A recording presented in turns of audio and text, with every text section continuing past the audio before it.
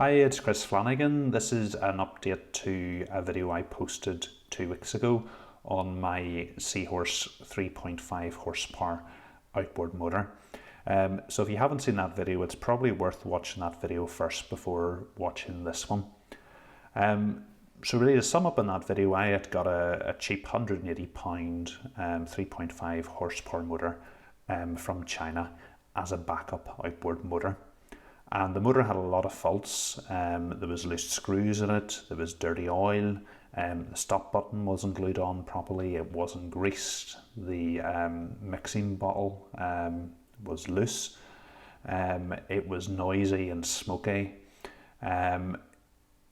But the motor started, it pushed my boat along, and when I put it all together, as I wasn't planning on using this as a regular outboard motor, I was fairly happy that it would serve me well as a backup. Well, what's changed since then? Well, really I've done a bit more thinking, and the review of the motor hasn't actually changed, but my conclusions maybe have. And this was in response really to a comment that Polti had left after watching the video. And he really got me thinking. He pointed out the faults that I had found, and I was quite happy that I'd rectified. So I'd changed the oil, I'd greased the motor, I'd changed the spark plug, I'd done a few bits to the motor. But he rightly pointed out that these were the faults that I could see. The motor was obviously poorly made, there was no quality control checks, and there was likely to be lots of other internal faults that I couldn't see or rectify. And with that, he had pointed out a number of concerns that how many times was this motor likely to start before it failed? What was I going to do about testing it? Was I going to start it up before every trip, rather than finding out it didn't work when I went out? So it was really in response to these comments, and particularly the safety issues of why I'd got this motor, that it got me thinking a little bit more. And what I really concluded from this was that I was wrong in my summary of the last video. The faults and the thinking was right, but I hadn't got to the right conclusions. And in fact, I probably should have bought an outboard motor from a reputable company, and not a cheap one from China.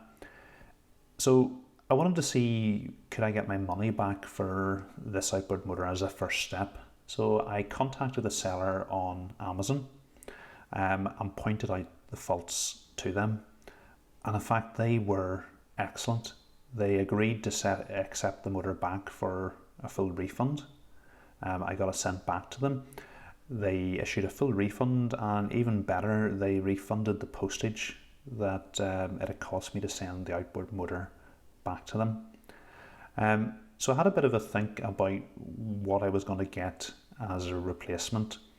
I had thought about the Suzuki 2.5 because it was only about 13 kilos and was pretty light. But I quite like the Yamaha 6 horsepower that I had, and I know one of the advantages of the Yamaha that it can be laid on 3 sides, which was going to be useful for me having the motor mostly stored flat in my boat, and also with the quality and resale value of the Yamaha. So I decided to go with the Yamaha. I got a 2.5 horsepower motor, and I was really impressed with it. It's a great little motor, as you're going to see from this video. Part of the thinking that made me change my mind on this, although this motor was significantly more expensive than the £180 one that I had returned, it actually cost me £650 for the Yamaha outboard, was the depreciation on these motors. I had a look first of all for second-hand motors, and for ones that were 5-6 years old, people were looking for within £100 to £200 off the new price. So if I was to keep this motor for 5 years, in 5 years' time, all I would really have lost is £100 to £200 at most on the outboard. Probably slightly less, given that it wasn't going to see very much use. So maybe I hadn't thought about this the right way. In 3 or 4 years' time, my outboard from China was probably going to be worth absolutely nothing, probably wouldn't start. Whereas now I'm going to have, for a similar price, I'm going to have the security of the Yamaha. So in the rest of this video, I'm going to give you a look at the Yamaha. I'm going to give it first a test in the bin, and then I'm going to take it out on Strangford Lock.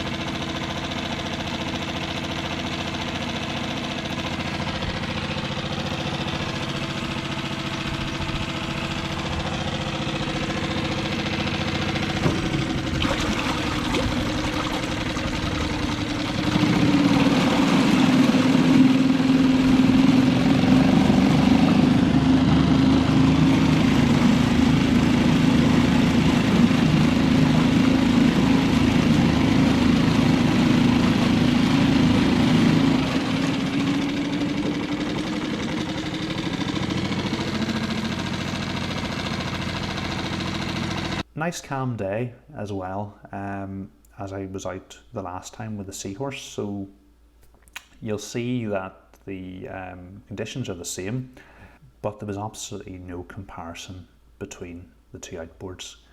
The Yamaha was just lovely and smooth to use. It was well made, it was quiet, it wasn't noisy, so I think something that I could rely upon. The other thing that was interesting, although the Seahorse was a 3.5 horsepower and the Yamaha was only a 2.5 horsepower, the Yamaha was actually much quicker than the Seahorse. So with the Seahorse, the top speed I was able to get up to was 4.5 miles an hour at full throttle.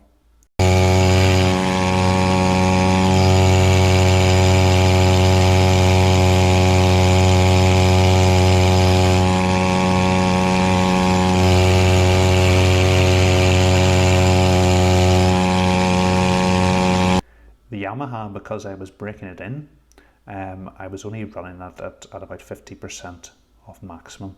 I had to do that for the first hour, and that's the clip in the video that you'll look at. But despite that, I was getting 5 miles an hour at half throttle in a 2.5 horsepower. So obviously when we get up to full throttle, it's likely to be even quicker. So again, this was another down on the Seahorse. Although it was rated as the 3.5, it wasn't giving the speed that a 2.5 horsepower running at half throttle was able to give. Okay, so I'll let you have a look at the video, and thanks to Paul for taking his time to make a comment on my last video.